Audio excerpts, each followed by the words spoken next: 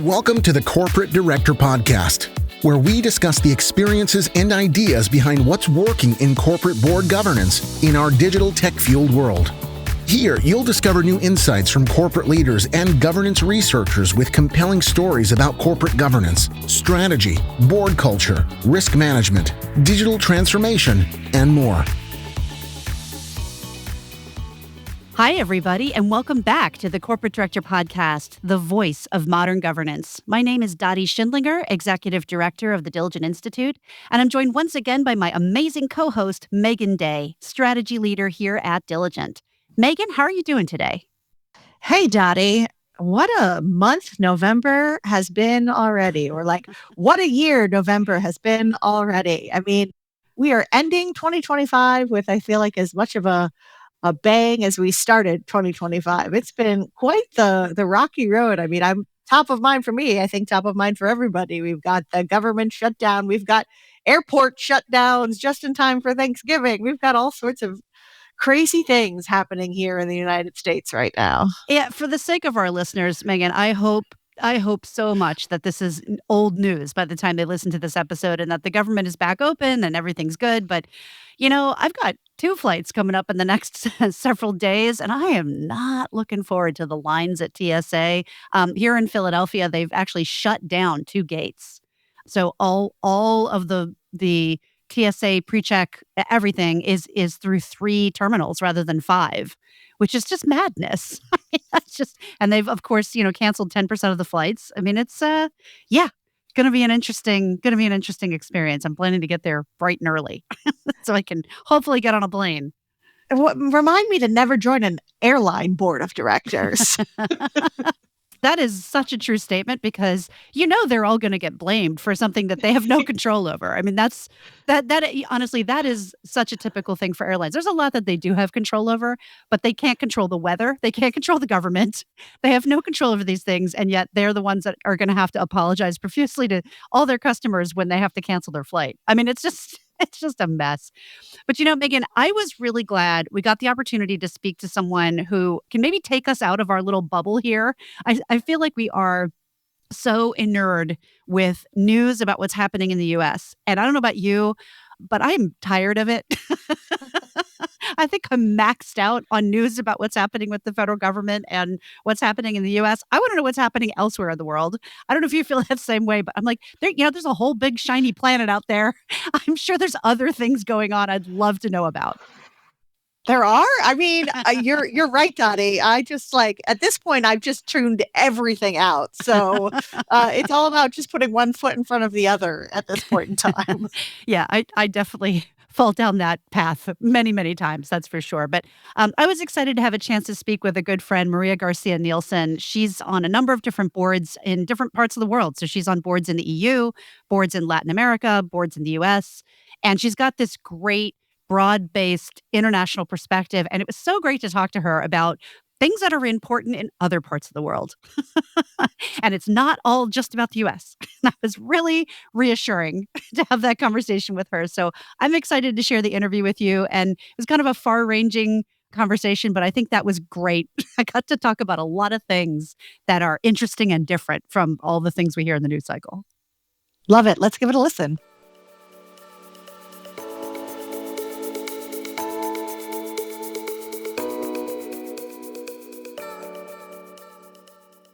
Joining us on the Corporate Director Podcast today is Maria Garcia Nielsen. Maria sits on the boards of Mibanco, Lantana Group, and Base Protection Group. She's also an advisory board member at Grupo Sans and is the founder and president of Wharton Alumni for Boards. Maria, thank you for joining us on the show. Thank you, Dottie. I was really looking forward to this. Me too. Well, we've had some really great conversations, you and I, because you serve on so many international boards. But before we get into that, I just gave a long laundry list of the things you're doing today. I wondered if you could start by sharing a little bit more about your career background and some of your current roles on the different boards that you serve. Yes, perfect. And thank you for the opportunity. So, I'll start with, I'm Peruvian by birth. I was born in Peru. My family moved when I was 11. So from 7th grade on, I was educated in the US, engineer by Cornell, Wharton MBA. And then because I did an exchange program at Wharton, I was recruited by McKinsey to their Iberian office. And without planning it, I lived in Europe for, more than 35 years, always leveraging that connectedness to the US, being that bridge between those ideas and technologies and so on. But I've done, consulting as I came with McKinsey. I also founded my own company way early in the internet days in the 90s, which is a lot of people date themselves when they talk about those moments. But I set up a business with a partner that was much younger than me out of Germany. And we sold books over the internet where screens were black with green letters on the screen, and we were bought out by Amazon. So I got to deal with Goldman Sachs and Jeff Bezos, and it was a really exciting time. And that sort of put the tag on me of digital, right? It wasn't called that. So I've lived through digital transformation, in many of my career roles. I always tried and attempted to go up the career ladder, like many women are, my age did. My last role was at Office Depot. I was the CEO for a subsidiary in Spain and Portugal. And again, this is like 20 plus years later, we're still thinking how to leverage the internet and how to make sure that channel, was as robust as it could be vis-a-vis our catalogs or our salespeople.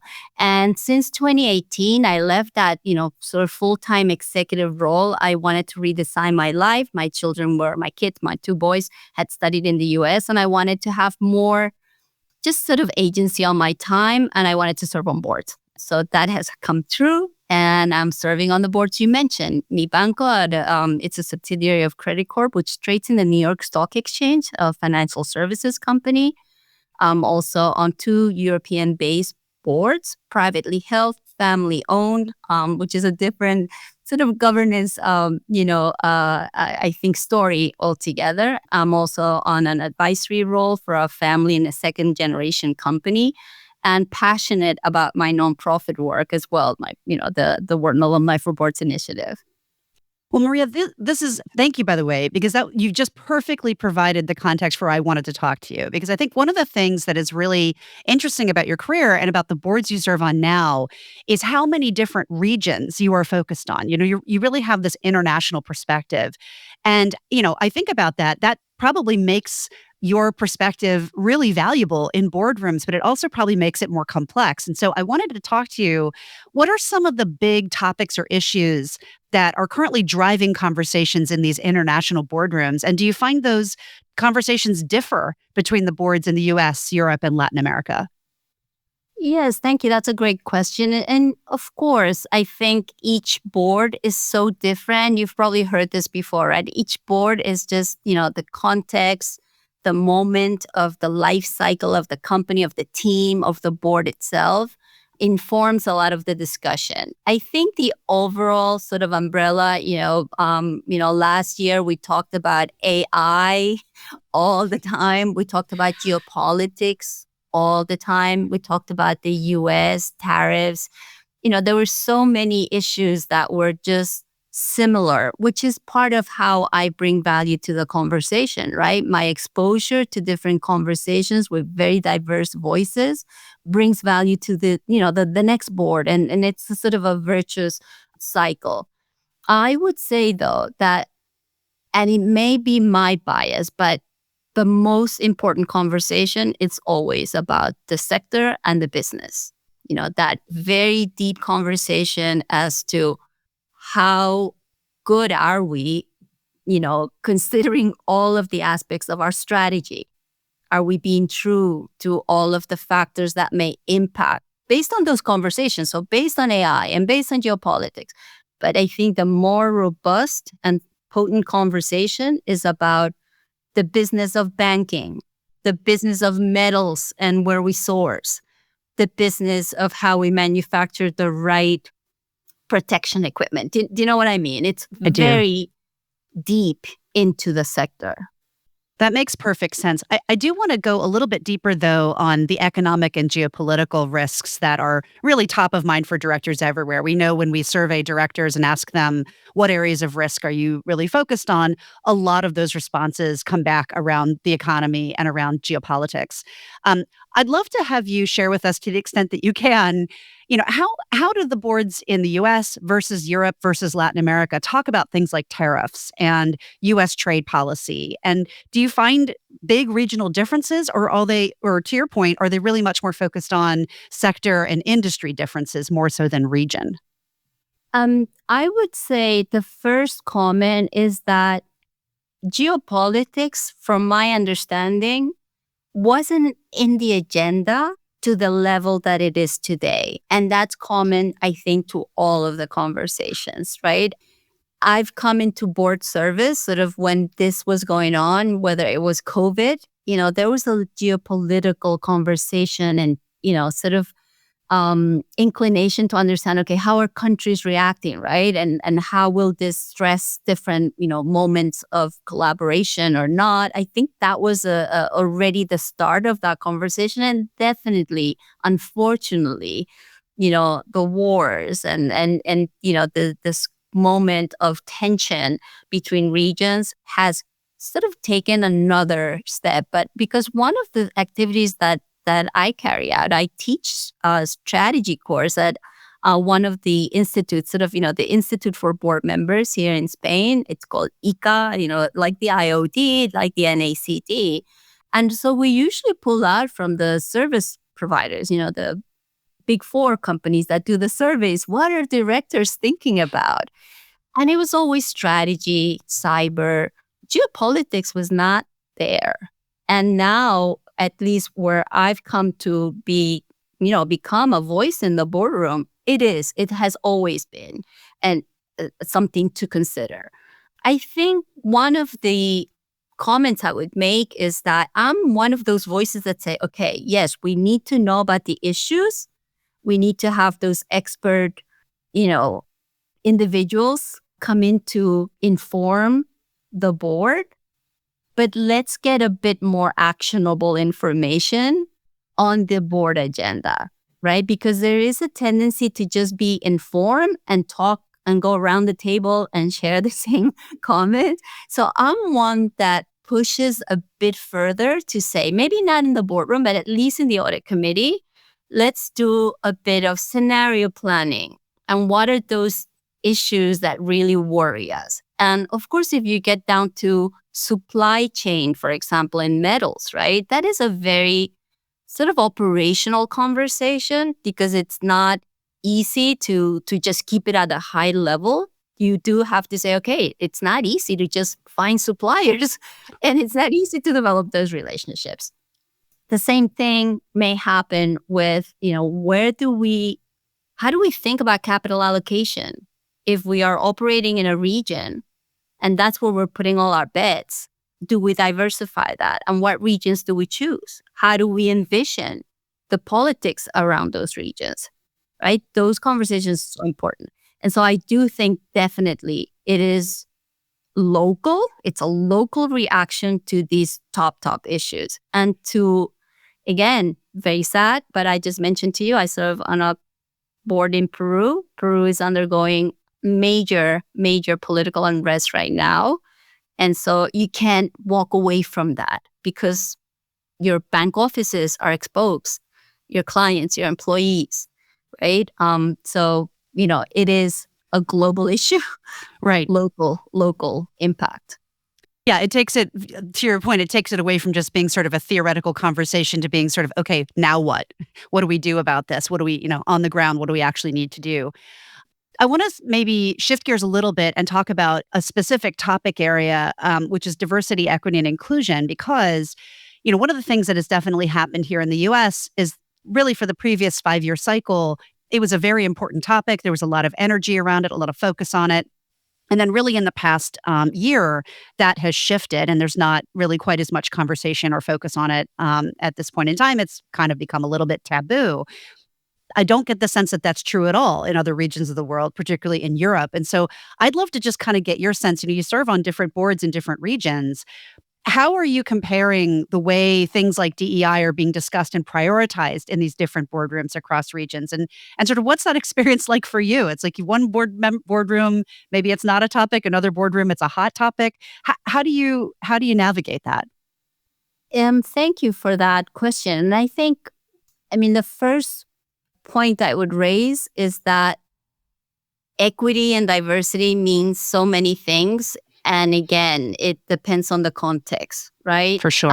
Both you and I are women, and of course, that is part of our reality, right? And so probably when we walk into a room, when we notice who's around us, that is one of the first elements that we understand, because there's commonality in our experiences, right? Sadly, I will never know how my sons feel about things. I'd like to, right? But I cannot.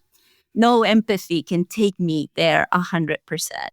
And so I've always been a keen observer of where are the women, or how are women experiencing this, just because that has been my reality. And if I can make things a little better for somebody, whatever the cut is, that's our service, I think, right? Inclination to make it better for the people coming up behind us.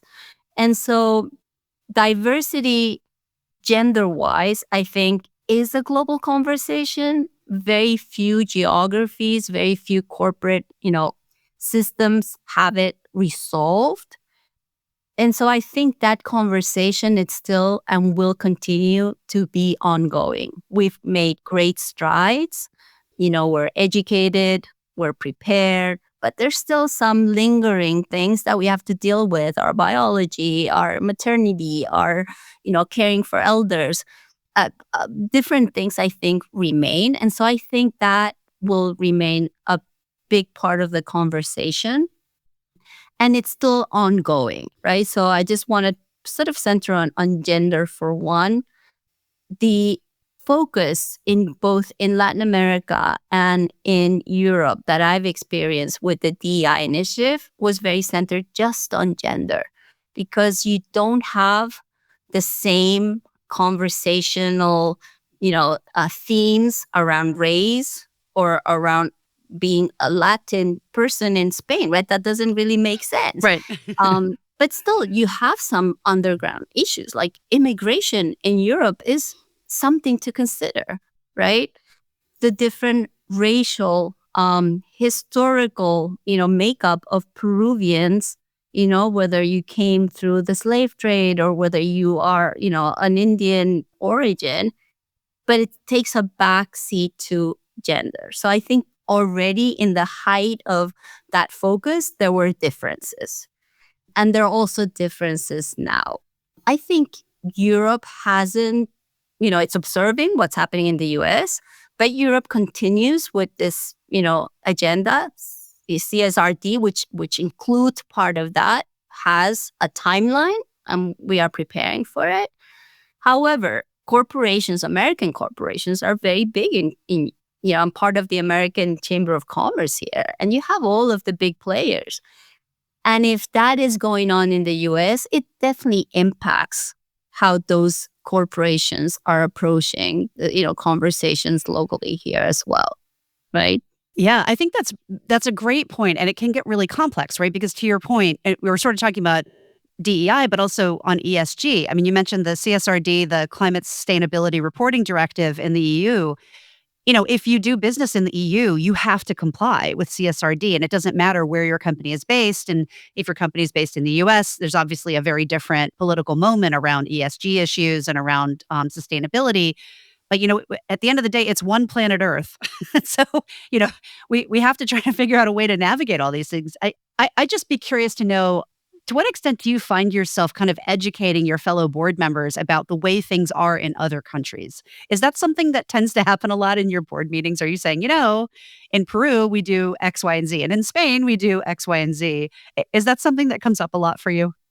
Yes, but I would say that's part of my nature as well. I was talking about my moving to the US, and I think in my yearbook in high school, what they wrote is "in my country," because I would always call out oh, in Peru, we do things differently. But it's also been part of my sort of hidden power, right? The fact that I knew other realities, that I was humble enough to say, hey, I recognize that this is what I'm experiencing, but I've seen different patterns.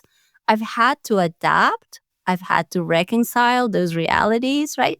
I think that adds value, or I hope to turn it into something that adds value. So I've always been one to say, what can we recognize as a value-added mechanism that we can, include here? My bridging America, the US with Europe when I first came was a huge value add, right? The same thing the other way around. Where I worked at Office Depot, part of my value add was, perhaps some of the mechanisms that we have to sort of govern international subsidiaries may not be the most efficient ways to do that, because by the time decisions, get carried out through the different levels of the hierarchy, you're sort of impeding, the agility that we require to be competitive in our market. So it works both ways, but it definitely adds value. It's all about diversity, right? It's all about diverse thought, leadership. If you can include those voices in your approach to problem solving. Well, and going back to something you said earlier, I mean, diversity means so many different things. And one of the ways that boards can really get advantage out of diversity is to have international voices in the room. So people that bring a different perspective, particularly if that perspective is part of a market that's very important to the company. So I think that's incredibly, incredibly valuable. I don't want to gloss over the fact that you have a long career in the tech sector. And I think it would be really great to talk a little bit about kind of the international dimension of having been a tech executive and having been, early in the tech space and then continuing on in your work with Office Depot. What do you see in terms of kind of regional differences around the approach to technology adoption and innovation across these different boards? I mean, you're in a lot of financial services companies, and they tend to be in many ways on the kind of front edge of a lot of technology transformation. So what are some of the things that you see that kind of shape the regional perspectives around tech?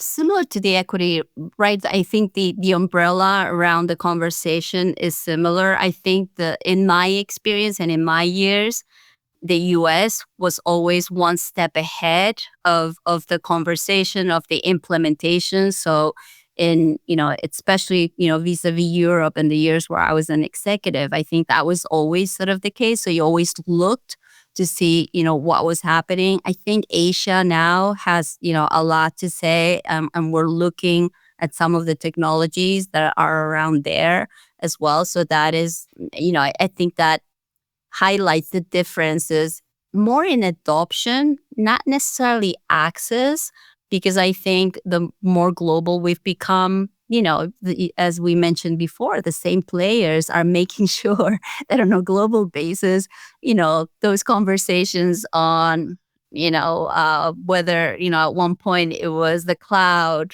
or whether it was, having CRMs and ERPs, right? All those conversations were taking place sort of at the same time, but you could see what you could basically plan for if you looked at the US, because it was a bit more advanced. And I think that's always helpful in how you implement those solutions. So, and I think that is still going on. Yet you also had some differences in, for example, credit card adoption, mobiles, the way Europe adopted some things, or the way you're seeing in other, that was always faster in the US, right? So you have to be able to say it's not always the same playbook. You have to be observant and see, what is it that's happening in each of your local contexts. I just finished this delegate program. It's a training program to be a delegate in Web3. I don't know how much you know about Web3 and the blockchain and the layer 2. The way the decisions are governed, sort of like the role of the board member for these DAOs, these, distributed autonomous organizations, and for the protocols are just so similar in understanding what the technology, the aspiration is way, way ahead of the reality of adoption, right? And I think that has always been my experience with technology. And that reflects or sort of, talks to your point. It's not about the possibilities that technology allows. It's about how ready you are to be able to leverage that to transform whatever you're trying to impact. And I get the sense from what you're saying that that's pretty universal around the world, that the aspirations always sort of outpace the reality. And that's not surprising, right? I think we always have to kind of think big, dream big, and push forward. I'm so glad you came on the show to share your perspective. But before we let you go, there are 3 questions that we like to ask every guest that joins us on the show. So the first question is, what do you think will be the biggest difference between boardrooms today and 10 years from now? I think that's a great question. But if I think back of 2015, it seems like yesterday to me, right? 10 years go so fast. I am probably, again, more aspirational that, based on reality. But I do think that boards, just like everybody else, will be able to leverage agents, this idea of AI and agents doing some of the grunt work for the tasks that, are required for board service. Hopefully, we will be able to understand, okay, what is it that an agent can do and how is it that we can continue with the human experience part that adds value to the conversation. And I've seen some of that in this DAO environment, right? I think in the blockchain, because everything's so transparent and everything, is recorded, there's this inclination to say, okay, technology will resolve everything. It doesn't. You still need deliberation. The technology can make it that, information is available, transparent, it's real time, fast, but you still need that space. You still need that guidance. You still need that presidential chair, element to ensure that conversations are inclusive and advancing the topic. That's great. And what was the last thing that you read, watched, or listened to that made you think about governance in a new light? Well, I'm always thinking about governance, right? I think it becomes part of how I see things.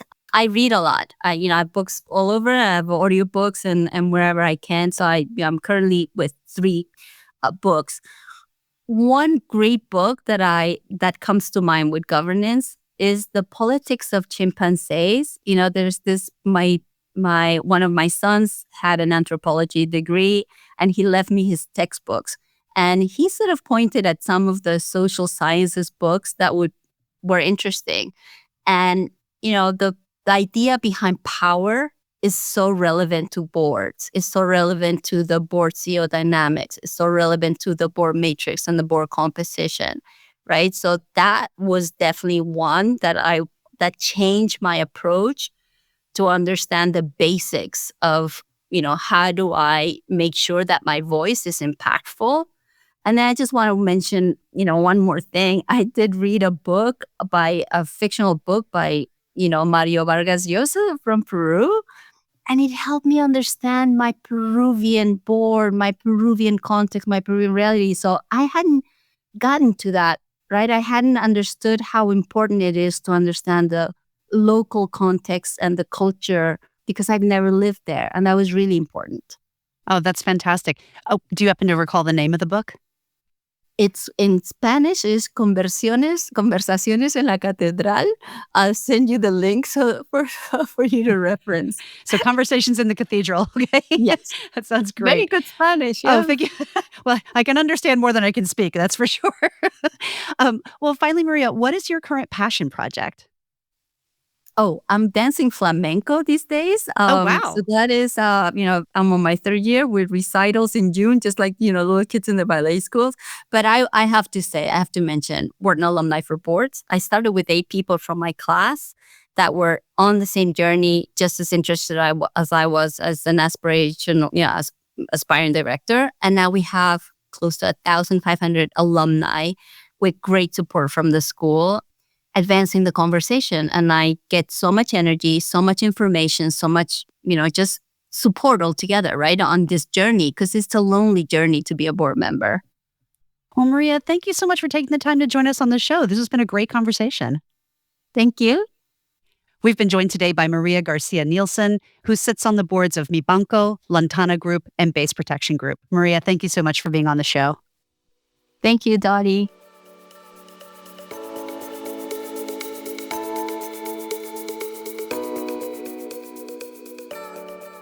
Great stuff, Dottie.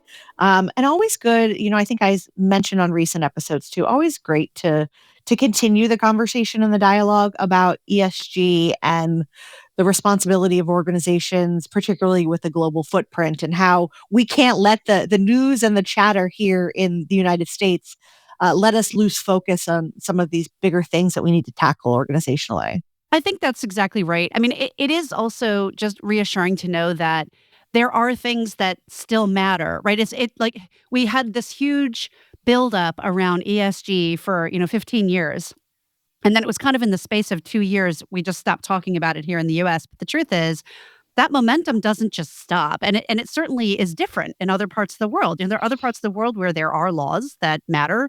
And if you're operating in those parts of the world, you have to comply and you have to make sure that you are paying attention to what the norms and the standards are in other parts of the world. So I found that quite interesting.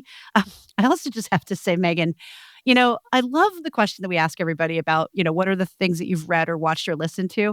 And her suggestion, I have got to read over the holidays, The Politics of Apes by Franz de Waal. I am really interested to read this book. She was talking about, it's obviously it's sort of a biologist's take on how primates interact and how those politics then play out in the human primate species as well.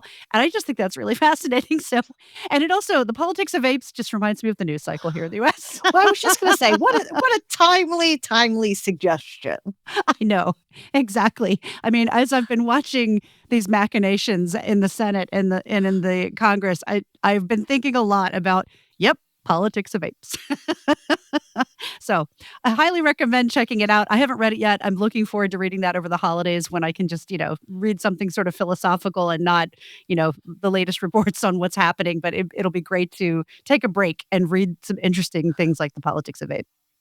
Well, that wraps up another episode of the Corporate Director Podcast, the voice of modern governance. I'd like to say a few special thank yous, first and foremost, to our international board member, Maria Garcia Nielsen, our podcast producers, Kira Ciccarelli, Steve Clayton, and Laura Klein. The sponsors of this show, PwC, KPMG, Wilson Sonsini, and Meridian Compensation Partners. And most especially, thank you to Diligent. If you like our show, please be sure to give us a rating on your podcast player of choice. You can also listen to our episodes and see more from the Diligent Institute by going to diligent.com/resources. Thank you so much for listening. You've been listening to the Corporate Director Podcast. To ensure that you never miss an episode, subscribe to the show in your favorite podcast player. If you'd like to learn more about corporate governance and tools to help directors do their job better, visit www.diligent.com. Thank you so much for listening. Until next time.